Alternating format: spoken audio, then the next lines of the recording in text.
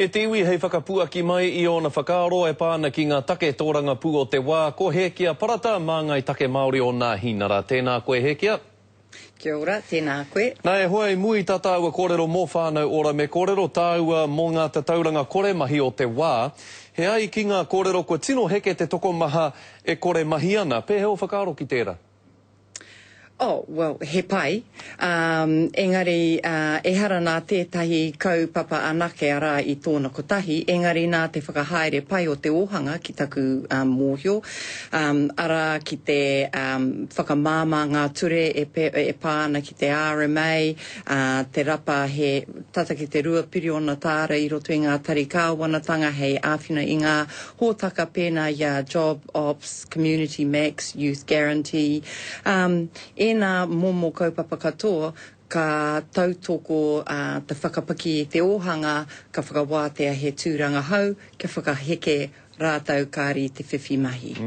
Kei te whaihua e rā kaupapa e rā ratonga katoa, engari hei ki te pūrongo o mua tataake nei, kei te tino rongo tonu te Māori I te whiu o te kore mahi, heaha o kōrero ki te hunga e pū ngana nei ki te kimi mahi mā rātau engari au ware ake?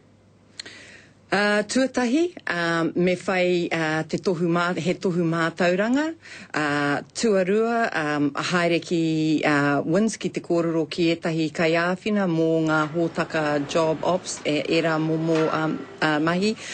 Kia mau, kei te mahi tonu mātau o te kāwanatanga ki te whakapakari te ohanga, kia whakawāte anō etahi tūranga hau. Kare kore Hekia ka hāngai te kore mahi ki ngā whāinga a te kaupapa whānau ora, pē heo whakaaro ki te whakatau I puta ake I te rānei mō whānau ora? Oh, he pai rawa atu.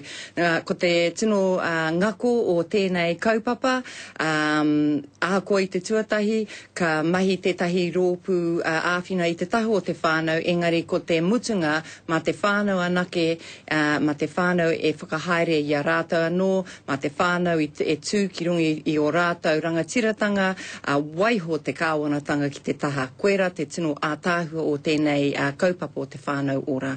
Ka rawe Hekia, koia kai a koe tēnā rawa atu rā koe. Kia ora.